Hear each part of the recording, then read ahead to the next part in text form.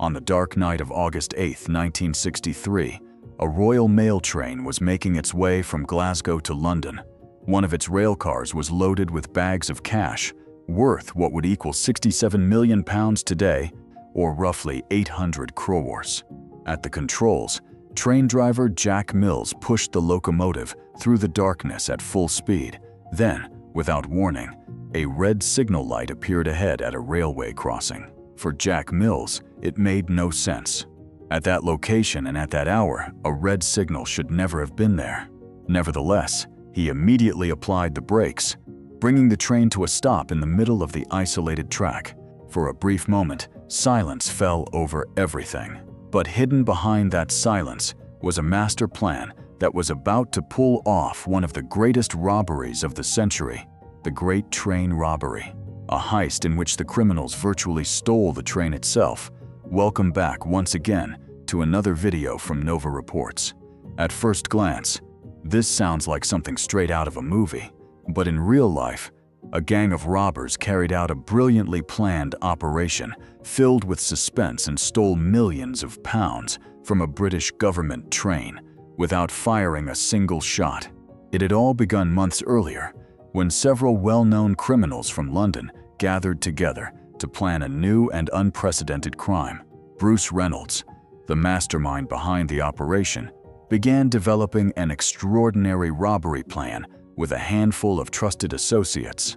He possessed highly confidential information about Royal Mail, Britain's national postal service. That secret information came from a senior Royal Mail security officer, whose identity has never been revealed. The information was simple but invaluable. A special rail car known as the High Value Packages, or HVP coach, was attached to the train traveling from Glasgow to London. On one particular day, that coach would be carrying an unusually large amount of cash. That was the coach they intended to rob. Bruce Reynolds and his associates were experienced criminals, but they had never robbed a train before. Because of that, they recruited another London gang that already had experience with train robberies. This notorious group was known as the South Coast Raiders. Gradually, the team expanded, and eventually, more than 15 people became involved in the operation. They were determined to rob a government train without firing a single bullet. But this wasn't the kind of robbery where you simply stopped a train and took the money. It required months of planning. On the evening of August 7, 1963, at 6:50 p.m., the train departed Glasgow Central Station on its journey to London. It was scheduled to arrive at London Euston Station at 4 a.m. the following morning. The train consisted of 12 rail cars, and 72 Royal Mail employees were on board, sorting mail throughout the journey. This train was used specifically to transport parcels and mail between different cities. Because of that, it wasn't supposed to make regular stops. Instead, whenever it approached a station, the local post office staff would hang mail bags on special elevated exchange apparatus alongside the platform. As the train slowed while passing through the station, workers inside the train used a large net to catch the hanging bags. At the same time, the bags meant for that station were dropped onto the platform, without the train ever coming to a complete stop. This system allowed mail to be distributed efficiently across multiple stations without interrupting the train's schedule. The coach that would eventually become the target of the robbery had not yet been attached to the train. It was Sace-Fult parked at Nuneaton Railway Station. This was the HVP coach, short for High Value Packages. It regularly carried large amounts of cash, primarily money orders that people sent to other cities.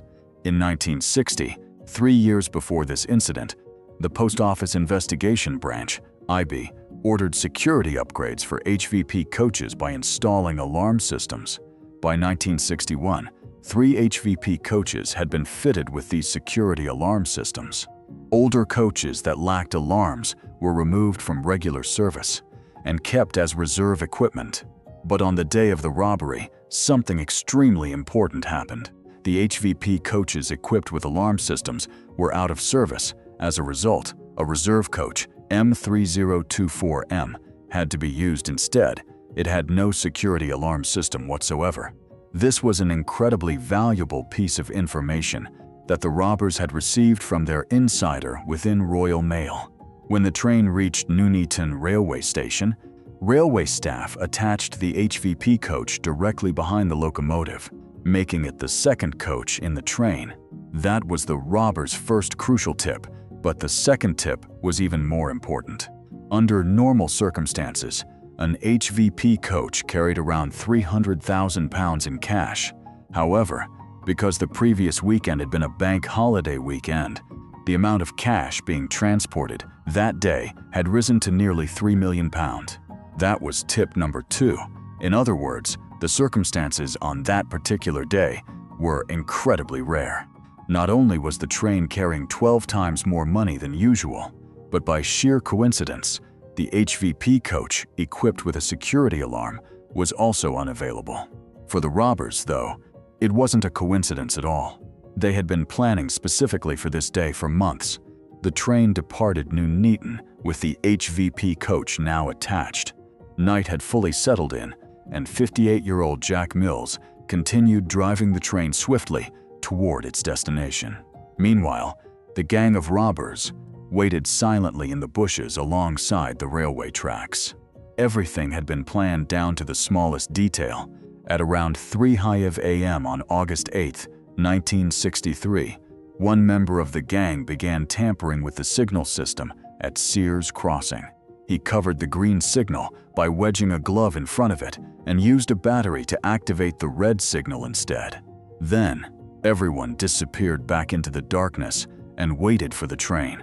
As the Royal Mail train approached Sears Crossing, driver Jack Mills was stunned to see the red signal. Normally, trains were never stopped at this crossing, especially not a Royal Mail train.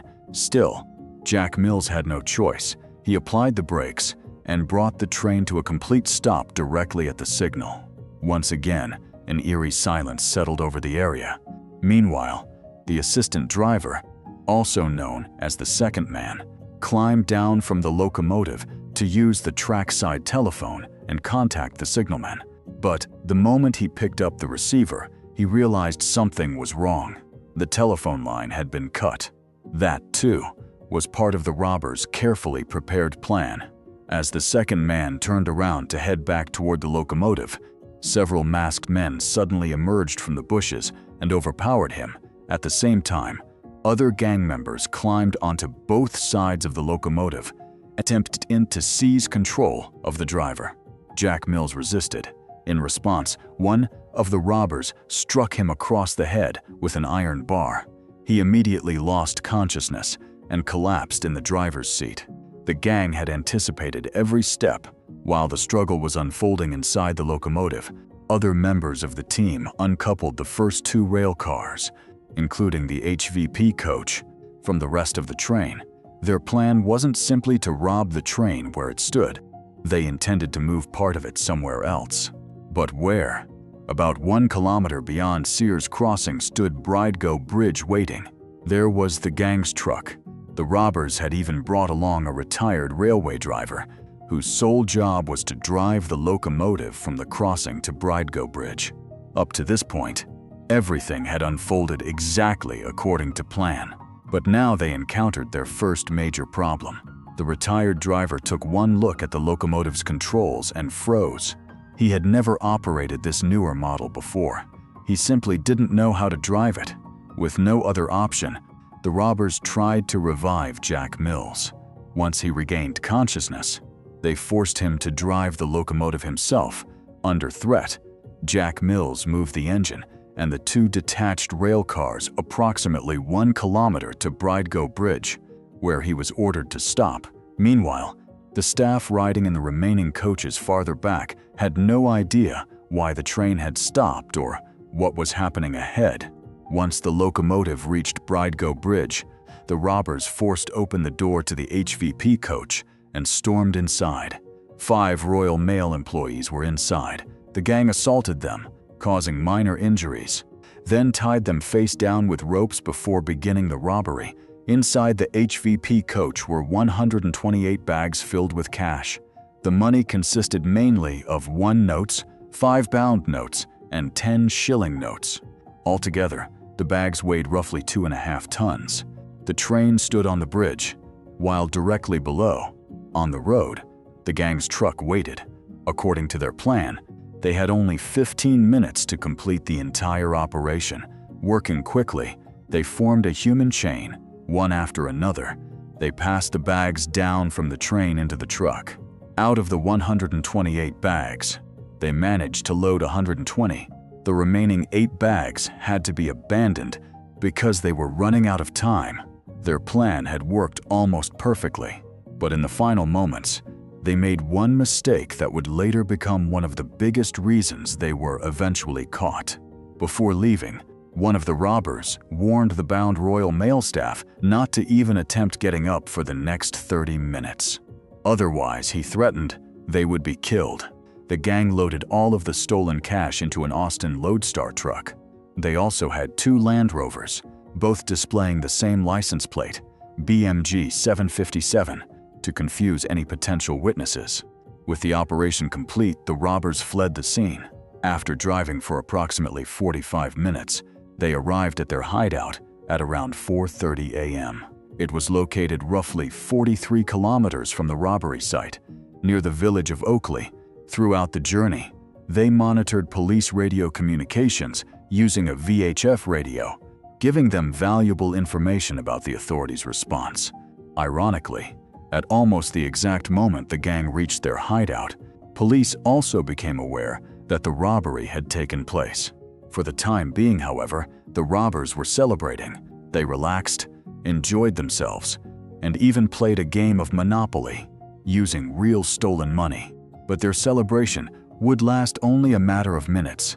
A short while later, they overheard something alarming on the police radio. The police believed the robbers were hiding somewhere within a 50-kilometer radius of the crime scene. That estimate wasn't random. It came directly from the statement given by the Royal Mail employees. Before fleeing, one of the robbers had warned them not to move for 30 minutes. The police assumed that, within that amount of time, the gang could not have traveled much farther than about 50 kilometers. The moment the robbers heard that, panic spread through the hideout. Their original plan had been to leave the farmhouse on Sunday. Now, they moved that plan forward to Friday. On Thursday, they divided the stolen money among themselves.